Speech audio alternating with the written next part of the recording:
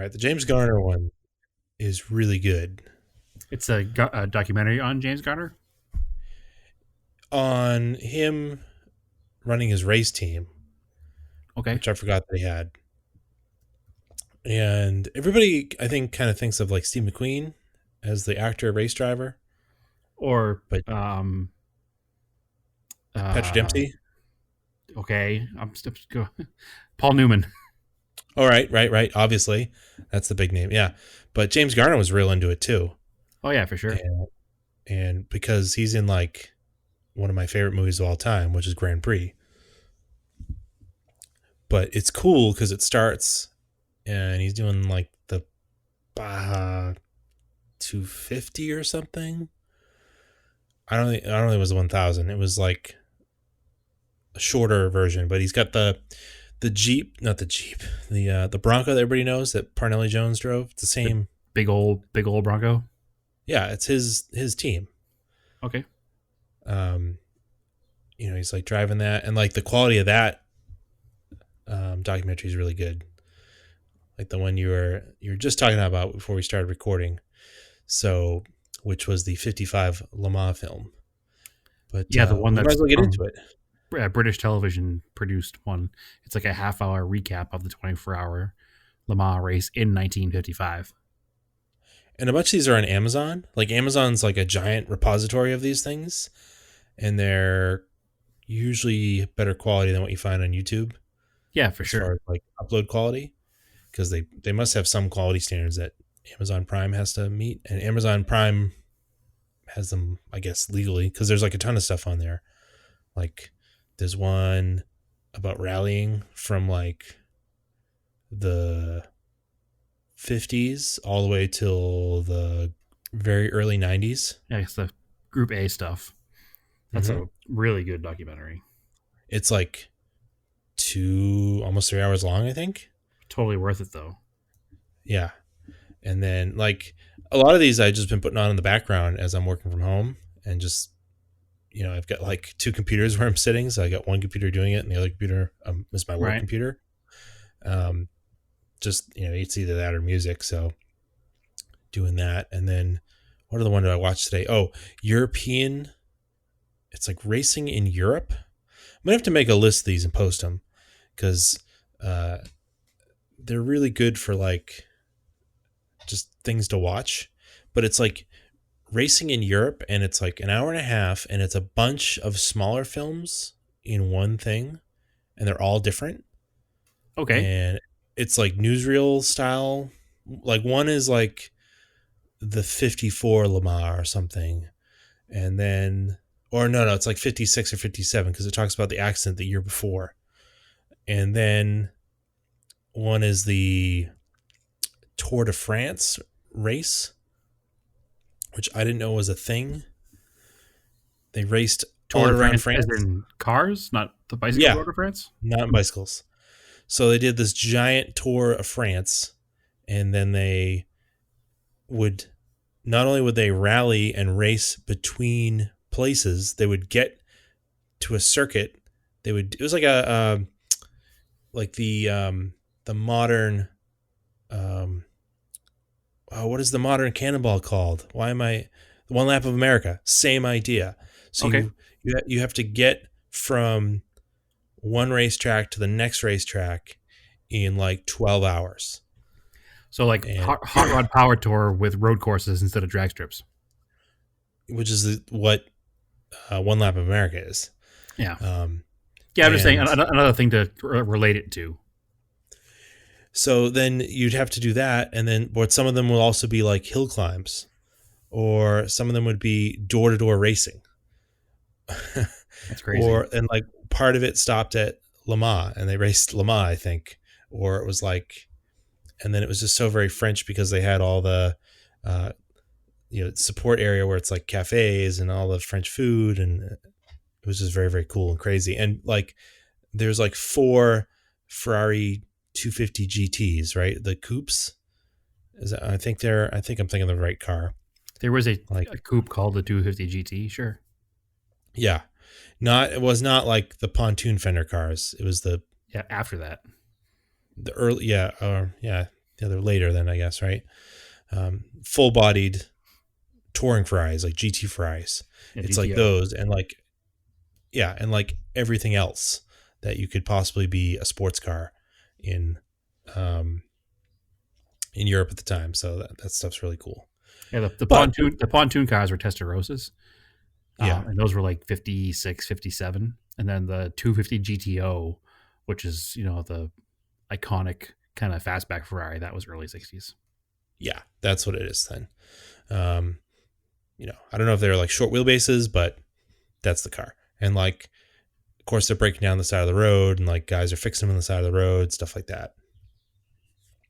Oh, and the other thing I started watching on Netflix is the Fangio documentary, which is really good. Yeah, I've heard that was really good too. Obviously, this is Um, all related to our um, Sterling Moss being in the news, sadly, this week. So, yeah, so welcome to episode 187 of Auto Off Topic.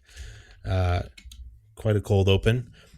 But yeah, yeah, so we were watching a lot of these documentaries because, one, we have the time, and I've been meaning to watch them anyways. But what really pushed me to it was seeing that Sterling Moss passed away this week at the ripe old age of 90, which is pretty cool. That yeah, he had a pretty good to life, get it, yeah. especially Um, being a racing driver in the 50s. he's one of only a few that even like made it out of the era, right? Yep. So if you get to, if you look up like the statistics, right? So like between 52 and 1970, 32 Grand Prix drivers died. That's like Between 56 and 70. 52 and 70. Okay. So less than 20 years. Yeah. And So we've talked about this before too, like the difference in time and life between the 50s and the 70s versus like 2000 and 2020. Like that 20 years is a big 20 years. So in even having that 20 years of changes from a 50s F1 car to a Grand Prix car to a 70s Grand Prix car, they were still super dangerous cars. well, yeah. I mean, they were talking when you read about it. It was Ayrton Senna, and I'm forgetting the other person's name who died that year. They died the same weekend, 1994, and then it went all the way till 2015 until an F1 driver was killed again. So, that's like a 20-year span. Yeah, that's a pretty good safety record versus what it used to be. Yeah. And so for someone like, and Moss had a couple wrecks too, and the fact that he made it out of the era and all the way is pretty insane because he had a really bad wreck in his early 30s, and that's when he decided to retire. And that was like in like 62. Yeah, So, and not the too other long thing too after. that was crazy, like Fangio made it to be an old man too, Yep. surprisingly. Yeah, and they raced together. I mean, they were both on a team drive on the Mercedes in 1955 at that infamous Le Mans race that we were talking about. Watching the 30-minute little recap from in period of the race. Which is wild because the way it was described to me, the story was that the Mercedes wrecked and then Mercedes pulled the team. Mercedes did wreck. The Mercedes wrecked It was the and then second they, Mercedes that wrecked. yes, the Mercedes wrecked Yeah. and then they pulled the team. Right. But it wasn't until the next day. They kept racing all through the night because it took till the next day for them to realize how many people had actually passed away. Yeah, well, we're talking about the technology and how people were able to communicate then too. It was to find the one person who was in charge of the team to say, "Hey, this is happening. We should do this." It wasn't like a text message, it was a bit more involved than that. Well, it was right in front of the pits, but they just didn't realize how bad it was Yeah, that's at the what I time. mean. That's what I mean. The instant news is not as easy then, obviously, as it is now. So by the time you get the count, like you see a bad crash, obviously it's bad. you see ambulances and fire and everything, but you're so in the world of racing and in the race that you probably didn't even pay attention to much after the fact that the car was gone and they knew the driver got killed, but they didn't even think about the rest of it because they were just in the moment. It was kind of a there's a lot of controversy about why the race was finished overall, but I mean, it was a long time ago now, so Yeah. And it was like, if you watch these these early films, because they're on film, yeah, there's literally like no barriers. It's just like hay bales, or some of them, like people are like sitting, especially at Le Mans, because it's such a crazy place. They're just people sitting in lawn chairs, like just on the grass next to the yeah, road. yeah, exactly. And Like, like if a car went off, they'd like run out and like, wow, I can't imagine people running, spectators running onto a closed racetrack now, right? well, only in rally. Not even, it's even less so now. It's far less than it used to be. It's the closest thing to that still exists. Yeah. This would be like you sitting on the breakdown lane on the interstate. Like, it's not Yeah. it's not a wise move. Yeah, Yeah. cars don't drive there, but can you guarantee they won't? Yeah. Yeah, Um, it was a crazy thing. I can't even imagine, like, in being in 1955, going to the racetrack and sitting on the berm on the outside of a turn. Like, regardless of safety equipment, you know what happens. These cars crash, and if you're going to be in the path of a crash, you're going to be killed. Like, you have to know that going into it. You have to know that sitting in these places. Like, the main reason for the wreck at Le Mans in 55 was the fact that the track at the time was already 30 years old. So 1955, 30 years prior to that is what, 1925? yeah. The cars that were running on that racetrack were running 50, 60, maybe 70 mile an hour, maybe 100 on the Mulsanne straight. Now you have these Oh, cars. I think faster than that actually. I'm talking in 25. I don't know how fast they're going in Oh, 1925. 25. In Yeah. 1955, they're doing 180 miles an hour. Yeah. That was the speed on the Mulsanne straight, 180 miles an hour. The last corner coming into the front stretch where the pits are, the cars are doing about 120 mile an hour, Well, and there that's was why no the there was the no Merc- turn lane for the pits, so there was no like deceleration acceleration lane. You had to jump on the brakes and pull in the pits. That was it. So that's how the accident happened. Was a car was stopping to go in the pits, and the car that was behind him had to make an emergency maneuver around the car pulling in the pits, and the second Mercedes team car smashed in the back of that car that pulled around the car pulling in the pits. That's what started the whole chain reaction of disaster that was that year. So you had the track that was designed in 1925 for cars with 1925 horsepower running without changes in 1955. And I guess there had been drivers that had been campaigning since the late 40s, early 50s to change that, to make a pit lane because they were concerned that there was going to be a big accident and people were going to get killed. yeah, because there was no pit wall, and then the other crazy thing was the air brake that the Mercedes had. Mm-hmm. It was a Because hydraulic, I think. yeah, you're watching the film, and before they explain what it was, you're like, oh, why is the tunnel cover like coming off of the top? Yeah. But it's an air brake, so like a modern. So a couple of supercars use it where they hit the brakes and the rear flap, and it's like when you're on an airliner and you're coming into land. Sometimes they'll flip up the top airfoils. My dad's gonna yell at us because he knows what they're called, and I can't remember. Ailerons. They're not ailerons because I think ailerons control things. There's actually a name for they're air brakes. Is literally what they Yeah. call them. Actually, now I think of it, We're gonna call them. it is We're a gonna call literal them. air brake. We're gonna call them just to aggravate Tony. We're gonna call them air walls from now on. The air wall goes up and slows down the airplane. But no, on the back of that Mercedes, that thing is as wide as the car, and it's probably, I'd say, maybe 3 feet tall when it's up in the air. It's Yeah. huge.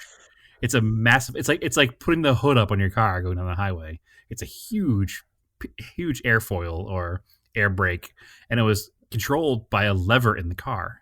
So not only is the driver of the car steering, accelerating, braking, clutching, shifting, now he's also using his obviously third arm to control this giant air brake going into the turns to slow down from, again, 180 at the peak of the Mulsanne Straight to the turn at the end of the Mulsanne Straight. They're probably doing 35, 40 miles an hour.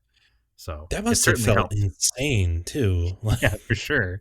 Especially Like, with the braking and tire technology of the time, it must have been so much better braking than just the regular drum brakes and, well, probably disc brakes actually by then, but narrow little tires and 1955 brakes. Must have been crazy.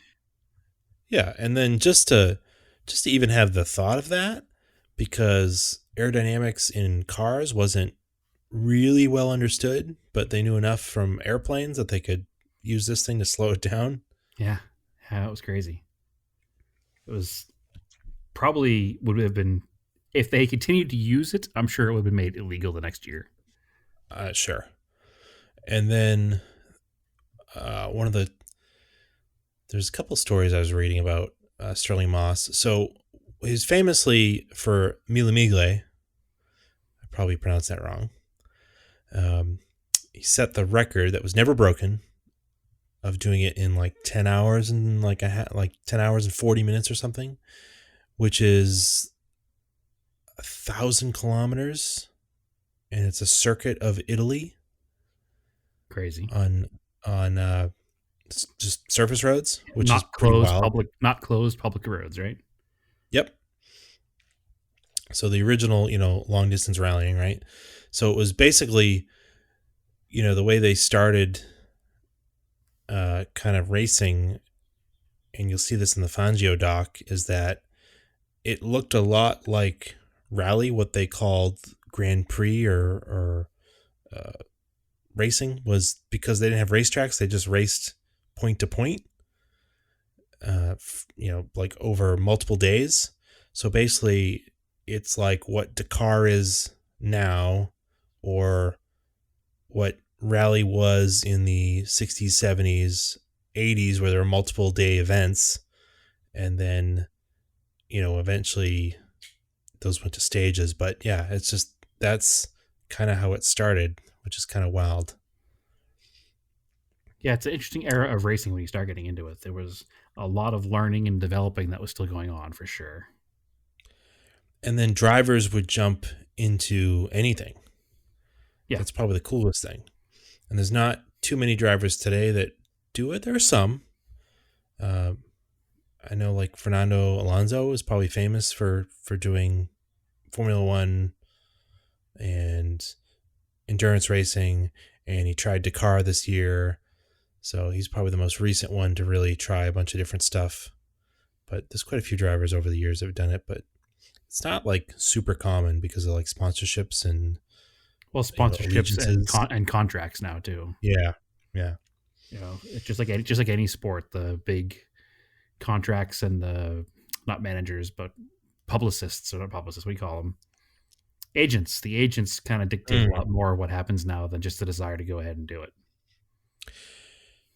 Oh, and this is my favorite story I read today about Sterling Moss, was that at Sebring, during an endurance race, he saw a photographer that he recognized and a couple other photographers. They were at one of the turns. Now, Sebring, an old airfield converted to a racetrack, of course, at this time was basically laid out with hay bales, no barriers. So photographers are probably sitting on the hay bales. It's a hot day in Florida, as it usually is in March. And I guess Right. they were all drinking or, Coke. or every day. Yeah. And somehow he had, in the middle of this race, he had the spatial awareness, Sterling Moss, to see them drinking Coke, and got their attention and made this motion with his hand, like of drinking, like, hey, I'm thirsty. So Sebring's a long enough track that somebody grabbed a Coke for him, and then went out on the track, looked for him coming down toward that corner. He slowed, and the guy handed him the Coke as he was driving by, Unreal. which, like, just to think of that today, it's like completely impossible. But like, it seems like it would be a Coke ad, right? Like you would Right. write it for an ad. It'd be a joke more than an actual thing that happened. Well, you got to think today too. The amount of harnesses and things holding you in the car would not allow that now. Mm-mm. No, but so that was a really cool thing. And so yeah, the Starling Moss, known as the uncrowned champion. Yeah, the most successful racing driver never to have won a championship. Yeah, and it's really because there's drivers that can be like that, and they become fan favorites because of their personalities or style. Like the Coke story, or they're generally just like really nice people. And I guess that was uh, Starling Moss to a fault because he could have won a championship, but this other guy, I'm really blanking on his name. I did a really terrible job of this, but Apparently, this other guy was going to be disqualified from a Grand Prix for some reason, and Starling Moss uh, like campaigned on this guy's account, said like, no, it's okay, and then he ended up losing the championship, the world to him. championship Yeah. title to him by like a point. The other thing was a lot of times he wouldn't run in a series for full series because he'd bounce around from car to car and it's race style to race style. And Another loved reason, to race British cars, even though they weren't always the best cars. right? No, I never met him personally, um, but he came to Lime Rock quite a few times and not too long ago, probably in middle teens, 13, 14, 15. He was there a couple of times. And I know quite a few people that got to spend some time with him when he was there, and they all said that he was just a gentleman to to no fault at all. Yep. That he was a great Yeah, guy. I've heard And that. yeah, So I guess, if your legacy is that you're a super nice person, I guess that's worth it. yeah. Well, you're a well known as being one of the best drivers in the world, and you're also not a dick. Like that's a pretty good combo. Mm. So unfortunately, rest in peace. He did pass away, but he was 90, and that's certainly a good, solid, full life. So All right. So moving on from that, we have got some news, and one of it was Sterling Moss passing away. The other thing is esports is, especially racing, is like really coming into its own because of all the shutdowns. And, you know, F1 kart, NASCAR, Global Rallycross, IMSA, even SCCA, I think, is getting in on the game, pun intended. And I was reading an article over on The Verge about e-racing, and they had a couple of neat quotes that I thought were really, really stood out to me. So, Parker Kligerman is a driver who races for. He's like one of the. I think he races exclusively on eNASCAR on iRacing. okay, He says one reason for the popularity is the similarity of the skill sets. It's the only esport that connects in such a parallel with the real world, he explained. The reason you see so many real world drivers doing this all the time is it's not only fun, but it literally in many ways can feel like I'm doing something that could be helping me as a driver. He said that's obviously not the case with other sports. If some kid beats LeBron James on NBA 2K, that doesn't mean that kid is going to get in a basketball court and outshoot him. But the funny part about this stuff is that someone gets in on here and outraces me or outraces William Bryan, another driver. If they were to get the chance to get in a real car, it might translate really well. which we talked about last episode or episode before, whatever it was, and we talked about esports and the Yeah. Gran Turismo Academy was just that. Mm-hmm. Yep.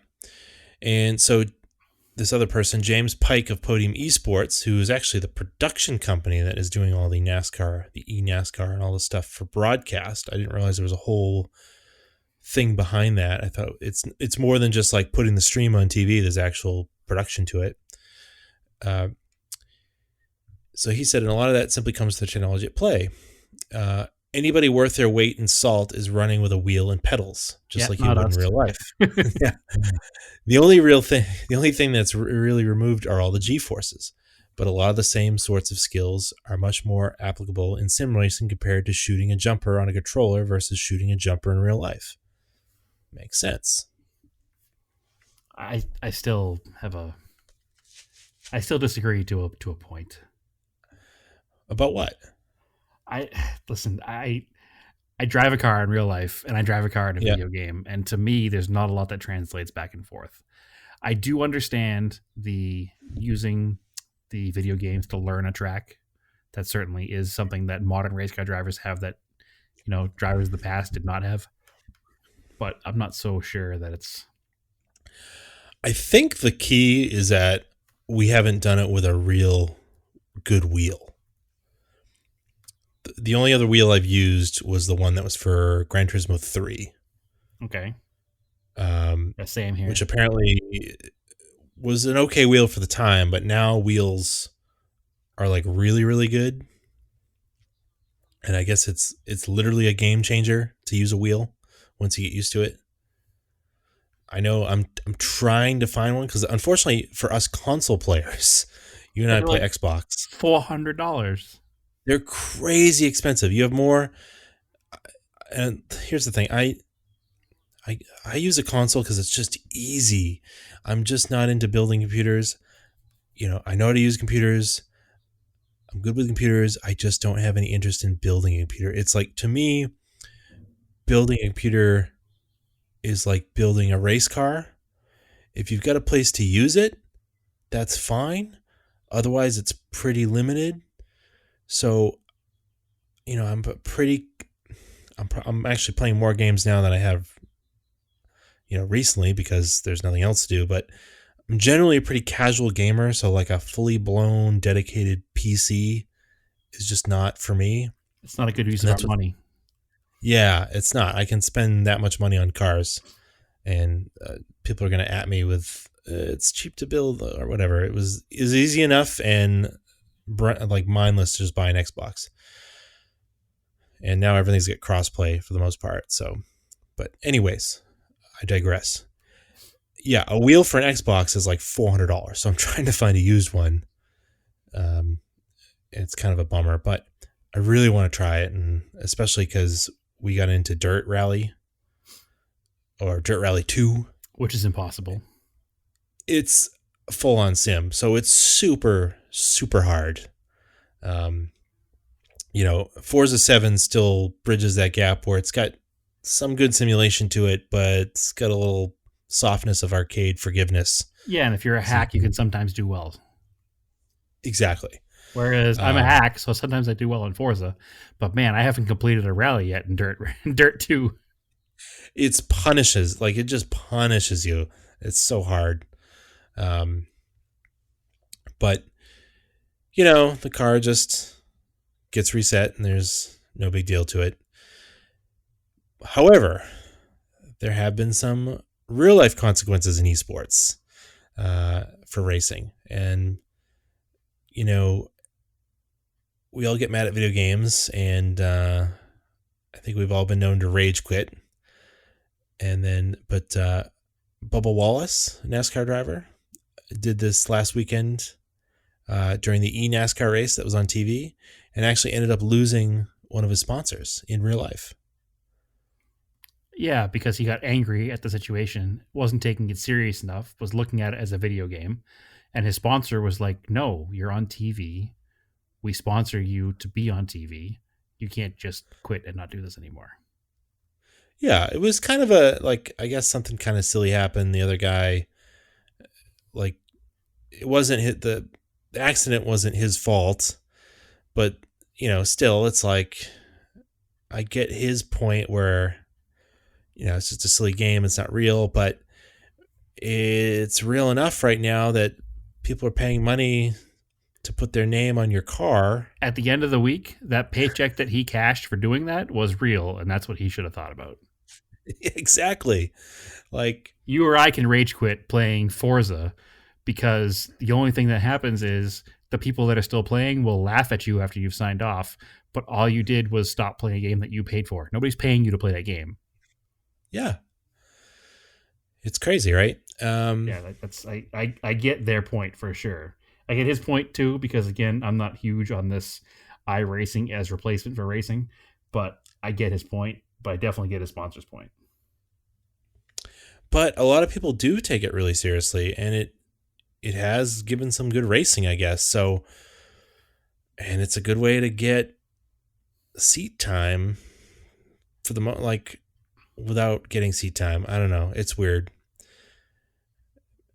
Like, What it comes down to right now is the almighty dollar, because NASCAR, F1, Global Rallycross, all these companies all have these big sponsorship deals and these TV deals, and they're trying to push anything they can to not lose money right now. So that's what it really comes down to, obviously. well, a lot of these guys already had sim rings anyways, so it really was kind of a no brainer for them to just start doing it, right? And it gives people entertainment. It takes people's minds off it. I think it's pretty cool. I know you were like kind of like on the fence about it. I gave it a shot. It was entertaining for 10 minutes, and I couldn't do it beyond that. I don't know what it is. I don't know if it's the lack of real world consequences in the game itself, or if it's I just You're can't take saying it it for the blood seriously. sport. Not that it's a blood sport, but the guys are going to drive differently when if they wreck the car, they're out of the race forever. There's going to be a lot more careful racing. There's going to be a lot more. Well, maybe they should play dirt rally because I set it up in our league so that you can have a total Exactly. off and the car is junk. Exactly. Um, Speaking of which, if you do own Dirt Rally and you're a listener and you want to play, we probably put together a listener league too, so we can play for times. I mean, they can already go in the club I made. There is an auto off topic Dirt Rally 2 club. Right. Just go in there, request it, and I'll add you. If you're a real rally driver for some reason listening to this, I might not add you because No, we still will. we still will. Um, We need somebody to take down the current king. yeah. Um, and then there's some other stuff going on in e-racing, which is kind of unfortunate. So Kyle Larson, Yeah, he said a uh, word that was not good. I didn't really know who he was until like 2 days ago. Um, apparently he is a Asian American. Well, he's mixed race. He's white and Asian American, and he came up through the NASCAR Diversity Series or program to race in Which I NASCAR. didn't know was a thing. Well, NASCAR does have a diversity problem, and Yep. they're working to fix it. And then so he was on a live stream and he said the N word, and he thought he was on a private channel, but he was really streaming to the world. Uh,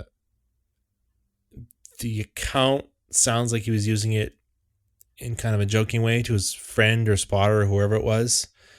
And, you know, Doesn't matter. unfortunately, it's like Yeah. it doesn't matter. Like, it's Right. not, that's not a word you can use. It's just not. Yeah, well, we were talking about our post earlier today, given that whole situation, and it was, I'm a dirty word, I'm a racial slur. And the dirty word was like, yeah, sometimes it's okay to express me with frustration. And the racial slur was like, yeah, it's never okay to use me. And that's kind of what we had happen here. Like he used a word he knew he shouldn't have used, and if he's going to use it in his private conversation with his teammate, that's not the kind of personality that that team wants or the sport wants. And fortunately, they took it seriously, and he's lost his job because of it. Yeah, he was originally suspended, and then later on, he ended up, they cut his contract, which is pretty crazy. It's So crazy, it, but I mean, it's a real world responsibility, and you can't be that way. It's it doesn't look good for I the mean, sport, obviously, but it doesn't look good for you as a human either. So yeah, it's not. It doesn't reflect on your team. It seemed a little harsh. Maybe he should have had to do yeah, something else. I Uh, disagree. It happens in every sport, and yeah, that should stick along the same line, especially when you're dealing with somebody or the sport that has a history of not being appropriate. So it needs to be a hard line, and I'm glad they did it. So, yeah, and yeah. It's a again, bummer. had he been driving his normal car and not an esports car, all of those radio channels also go out to the general public, and anybody can hear them at any time. This is And true. I didn't even think of that. So yeah, I mean, it's just like having a hot mic or something. Like you just yep, gotta. Well, first of all, you just behave the way you would always behave as a normal human exactly. being, and life will be okay. Yeah, Take certain things out of your vocabulary and don't even worry about them. Like that's how we make things better. So exactly. All right. So another bit of news that's near and dear to our heart is a little more the lighthearted, I hope.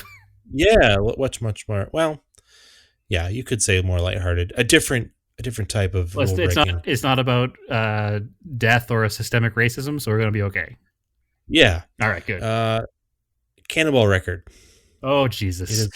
It is fallen again. has it though? Supposedly, from the people that know it, it's accurate. Okay. It's a real thing. So I thought there were some questions about the legitimacy of this attempt.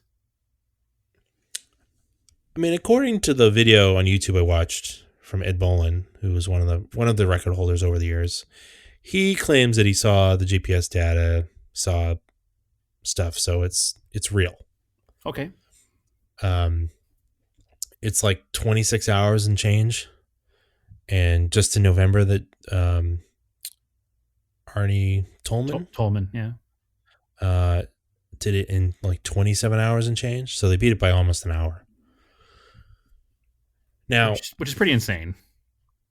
they did it without really using Waze and spotter planes because of the COVID shutdown.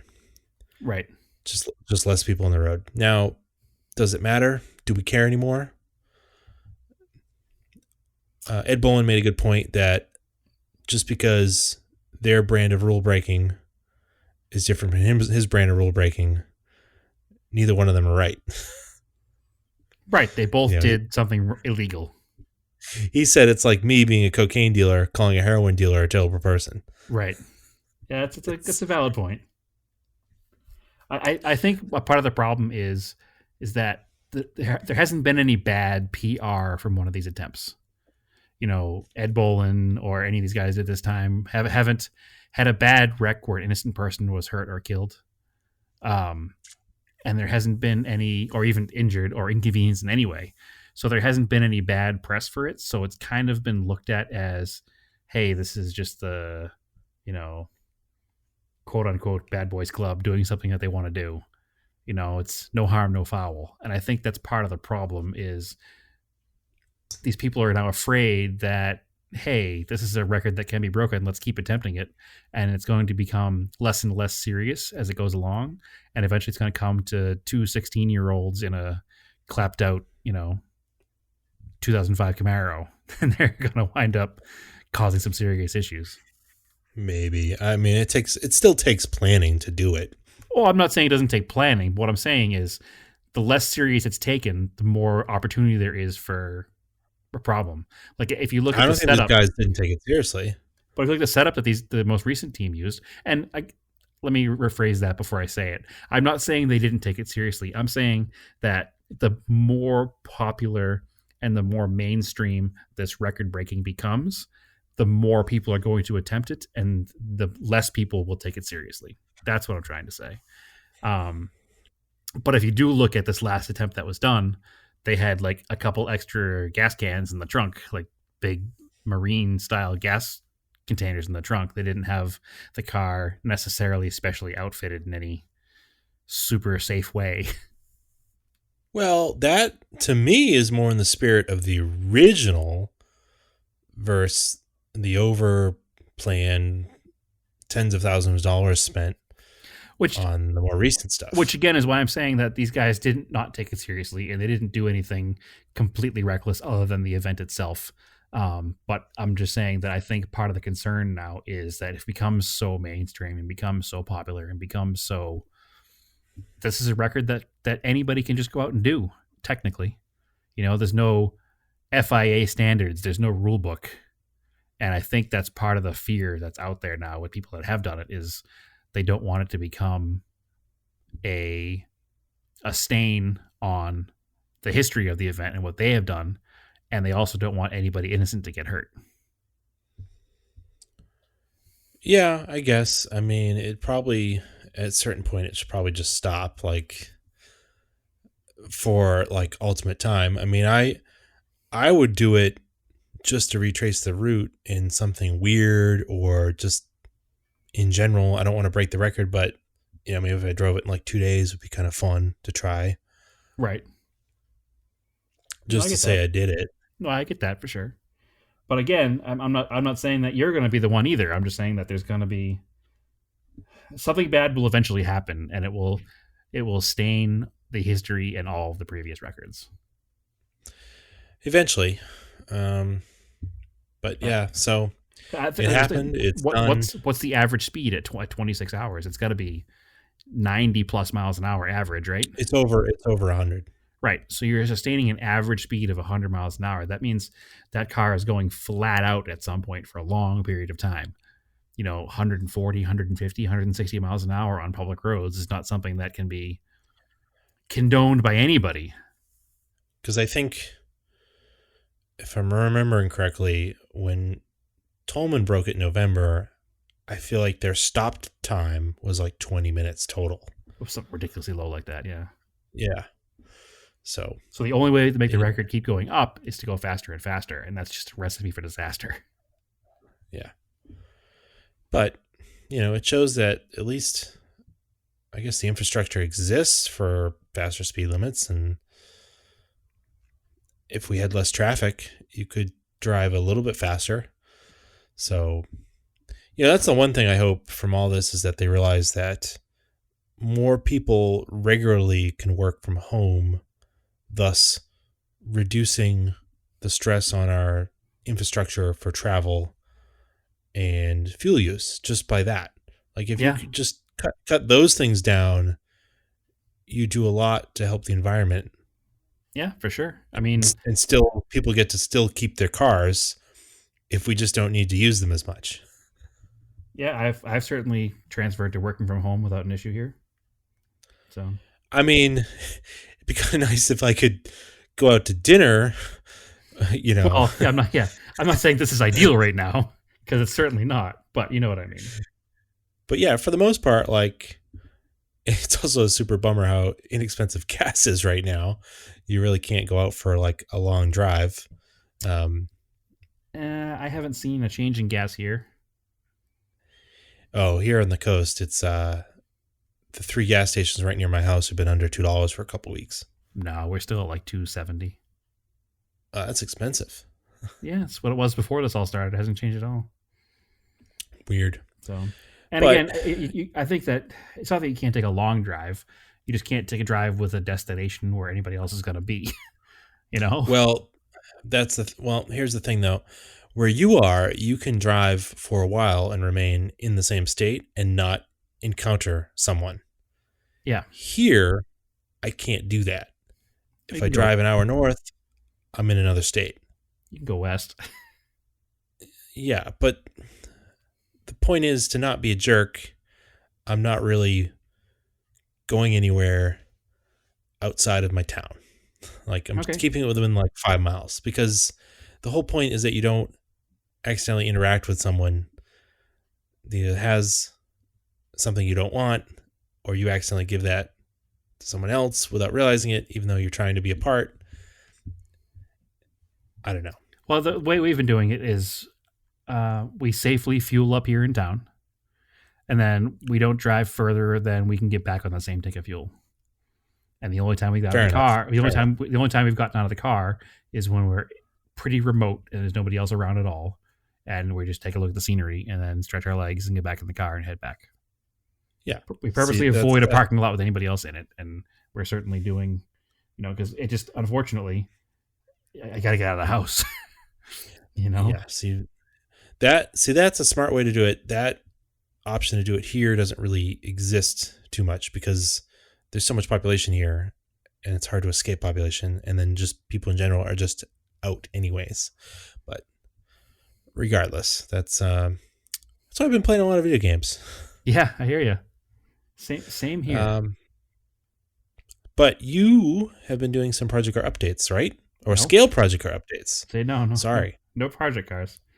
No, Yeah, no. scale ones though. One of the things I've been doing to fill my time here is I pulled out some model car stuff because I can't work on real cars because unfortunately right now I'm living in an apartment, don't have a garage, and the rule here is no working on cars in the parking lot. So I picked up, I bought on eBay a 1/32nd scale Toyota pickup truck. That's a replica of the Toyota that I'm working on, the little Lightning truck.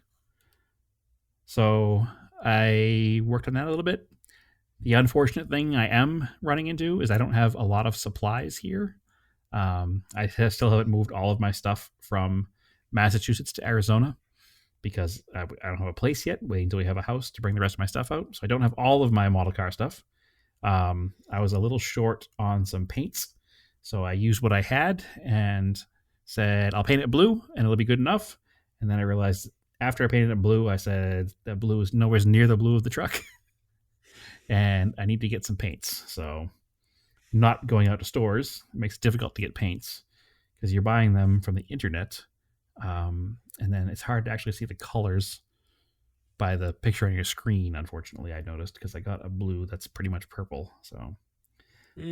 that's not ideal. So I've put that aside for a little bit, and I've pulled out some other kits that I had lying around. I just built an old release Revell Datsun 4x4 pickup. It's like an 83, 84 Datsun pickup. I'll be sure to put some pictures of that up. But it was definitely it was fun to get building models again because it's been a while since we've done it, and fully enjoyed it. Yeah, I haven't done it in a while. I think what happened was we had family visit with kids old enough to run around the house without somebody paying attention to them the entire time. So I didn't want to have model car stuff out.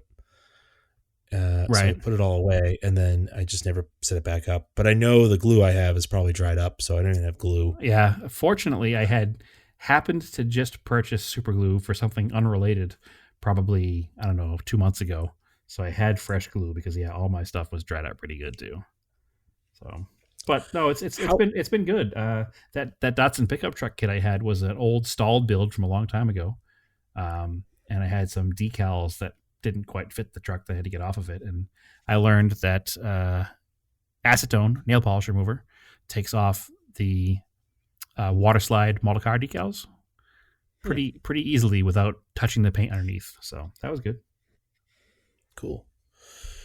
I mean, I have like sort of project car updates. Sure. What do you do? I mean, I got from mail order. I think I talked about this. I got some Meguiar's the ceramic hybrid wax, new stuff, Okay. and the Golf had no wax on it from the dealer because they don't do that anymore. Right. And from sitting out in the yard, it had a couple of bird shit stains on it, and they ate into the paint, which is super cool. Like really awesome, brand new car, less than 3,000 miles still, burns in the paint. Yeah, it's not ideal. If birds aren't real, I don't know why their poop ruins my paint, but the and then They leach battery acid. yeah, yeah, okay, fair enough. Conspiracy solved. The right above the driver's door handle, there was two spots, and I cleaned it off pretty quickly, and it still burned the paint. And it was right where, if you were walking up with the car, the perfect angle to see the two spots in the reflection, because the Ouch. car is perfectly shiny, and there's just two dull spots. I'm like, ah. Uh, but luckily, I had some Meguiar's like ultimate compound, and with just some hand rubbing, it came out. And the one on the roof, it's minimized, but you have to really look for it. So I went over the whole car with the clay bar. It's like a new Meguiar's. It's a foam pad, like a foam applicator pad with a synthetic clay on the back of it Okay. that works with the ceramic spray wax as a lubricant to pull stuff. So obviously the paint wasn't too bad. It had some stuff stuck in it, but it cleaned up pretty fast. Threw a coat of wax on it with the ceramic stuff. Phenomenal. Like super easy on, super easy off. It's been raining the last couple of days. There's like you can see all the water is beating. It doesn't turn black trim white. It's like really good stuff, especially on new paint and daily drivers. and That's like awesome. some birds pooped on it. I just went out with the hose because it was going to rain again. I just sprayed it off. It came right off with the hose. Awesome. Um, And now Stephanie's it's car, protected now against any. it's sealed. Yeah, I'll probably do it one more time in the middle of summer and then once in the fall just to get some nice layers of it. And then because I build it usually up. do fall, yeah, spring and fall. Um, Stephanie's car, I've waxed it in the past. I don't think I waxed it last fall. I just didn't have time. It was definitely due for it. It was looking a little dingy because it's that cool khaki gray. You can kind of see it. Washed the car. Went to do the clay bar. A lot of stuff was coming off. And then I'm looking over the car and there's all these little black spots and then rust spots that were like specks. Yeah, that So I happens. don't know, yeah, what it came from. Maybe it comes off your brakes, driving down the highway, like just bits of iron get stuck to the paint. You notice it a lot more if you live near train tracks because it comes from the train wheels and the train tracks. Hmm. You don't live near train tracks there though, but you do No, have the delivery of the train tracks behind your house that do occasionally get used, right? no, they're not that close. They're not. They're like way far off. Hmm. Well, I think it's just from, I don't know, just driving. that's one of the common things is from train tracks. And she spent a lot of time with that car in Boston, and that would Yeah, certainly be a potential place for it to have happened. Just because yeah, the just industrial fallout. subway and yeah, exactly. But But I ended up having to compound the entire car yep, because by yeah, hand it sucks. because it yeah, it was a pain. It took me 2 days to do it. I did one half of the car, sealed it, went out, made sure the car didn't have any dust on it, redid it. Then the paint was nice and smooth, like it should have been after clay barring. I kind of waste time clay barring it, but yeah, threw the wax on that thing, easy on, easy off. The car looks like really good. It's rained a couple times, both cars. I mean, because they haven't really been driven. And actually, I kind of drove. I think I drove my car in the rain a little bit, but it was like down the Well, street. the good thing But is now with that stuff on there, it'll be easier to remove that next time. So yeah, and it looks really good. Like it really, it's amazing what a good coat of like good polishing and a wax does to a car. yeah, Like really glows. Like the paint gets really deep, and you don't notice how dingy it is until you do it. yeah, I've had, especially on a lighter colored car like her car or a white car, I have a lot of experience from being in the body shop industry in the North Shore, especially in the East Coast, where people would come in and think their factory paint was failing and the car was rusting from underneath. When in Oh yeah, reality, yeah. it was that same industrial kind of fallout. And I'd say 90% of the time, if I asked them if they lived or worked near someplace where trains were, they would almost always say yes. So I, and that's what it's normally caused by. Is that? I'm wondering if it's from just driving on the interstate to and from Boston because Yeah, could be. more of it was stuck to the back of the car, the hatch where the air would stick stuff as you're driving. It was up Yep. the sides and then on the back and not really on the roof. Yep. So, Yeah, on the back is definitely commonplace for it too. I remember one in particular was a Toyota Corolla, and it was all stuck up underneath the spoiler. So it actually looked like the spoiler, the trunk was rusting under the spoiler, is what it looked like, because it was actually like streaking down the trunk lid, but all oh, it weird. was all sitting on top of the white paint. So but yeah, no, it's not Yeah, so uncommon I'm in a really light colored happy. car. No, so I was really happy with it. That stuff came out, and it's good to have new cars all protected. I also went through and cleaned them up, got rid of all the winter dinginess inside. The rubber mats fill up with all the sand and stuff from your feet. Yep. So I emptied them out, vacuumed it, and then I love the Tough Stuff brand of foam spray. Yes. It smells really good. It deodorizes the inside of the car. Yeah, do not accidentally buy the great stuff. Oh yeah, spray foam. That would not be good. No, It's the same company, I think, isn't it? It's a very similar looking can. it's I'm not the sure. same colors, but a little Yeah, different. And I will nonetheless, say you were right about the Volkswagen vinyl. That does clean really nicely. the vinyl seats. Not that my seat, not that Yeah. my seats were that dirty, but Well, again, like I said, when I first got mine, my car's a 13, so it's what's that, 7 years old now.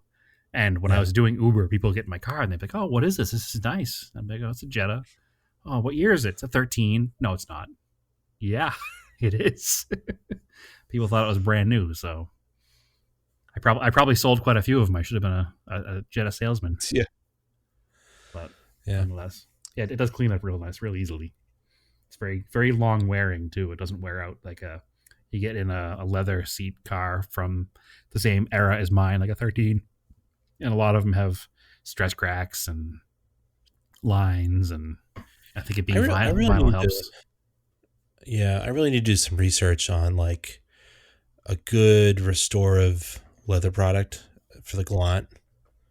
It's the Well, seats aren't bad, but they need something. They're just kind of dried out. yeah, the problem is the best way to do it is to actually remove the seat cover and soak it, but that's not obviously simple. Yeah, I know you could put trash. You could spray stuff on them, put trash bags on them. I think people do sometimes, Yep, and let them sit in the sun. yep, And seeps in a little better. yeah, maybe I'll do that this summer because I would like to take the carpet out of that and the carpet out of the truck because they could use to be shampooed and Right. sprayed out, especially the truck being beige. It's just I don't. You don't realize how much coffee people have spilled in an old car I know I over the years. personally have spilled at least one cup of coffee on the passenger Oh, side of that's the right, you did. Montero. Yeah. I think it wasn't my fault, but I think I did spill it. I think Yeah, it's because I didn't know your cup holder was broken, and I put it in the cup holder and it tipped to the side. But that's yeah. neither here nor there now at this point. All right. So anyway, anything else? I don't think so this week. So right now you can find us on Forza. I Yeah, am Raced in Anger. I think you're what Brad Bomber 518 that's on me. Xbox Live. That goes back Uh, to Call of Duty days. yep. Yeah. If you find if you have Dirt Rally 2.0, you can go into the clubs and look for it's. I actually named it Auto Off Topic. Yep. Go in there, request to join. I'll check it every couple of days, or send me a message that you requested to join it. I'll add you. There's 2 rallies in there right now. You probably won't make it in time by the time this podcast comes out. Otherwise, you can follow us on Facebook, Auto Off Topic Podcast. You can follow me on Instagram, Raced in Anger. And Brad, where can they find you? They can find me on Instagram at TSISS350. And I've been actively posting a bunch on the Gearhead Project forums under the name just Brad D. Do you have a build thread for the Toyota yet? I do. Cool. Yep. I'm gonna go check it out. Yep. It's I've been caught up to trying it's to. caught up to like right where we are right now. Unfortunately, with the COVID stuff, The it's great stalled quite a bit. pause. So I'm Yeah. actually going to transition it to temporarily be a build thread of the scale model Toyota pickup. I think. Okay. So Yeah, I got some build threads I should do while I'm hanging out. yeah, that's what I Next figured. week work. It's also something to do is go on there and start building that forum up and get some more traffic going through there. And I have a bunch of pictures I pulled aside to do a thread, not so much a build thread, but a progress thread, I guess, on the Eclipse, because that's come a long way since I got it too. Yeah, that counts. Yep. That's like I've been doing. I've been trying to go back and get all my posts from when I was putting the Galant together, and then do like a retrospective on like, all right, I did this. I would definitely do it again. I would not do it again. Why I would or wouldn't do it again, Right. and a little backstory on how it lasted from 2011, 2012 till now. So Yeah, I used you kind of as an example on that. As I've been creating this thread for the truck too, I created a Word document, well, a Google document, I should say, yep. where each post I have the text saved page by page, so that if I ever wanted to do it somewhere else, it's as simple as a copy paste situation. A little copy So pasta. yeah, yeah.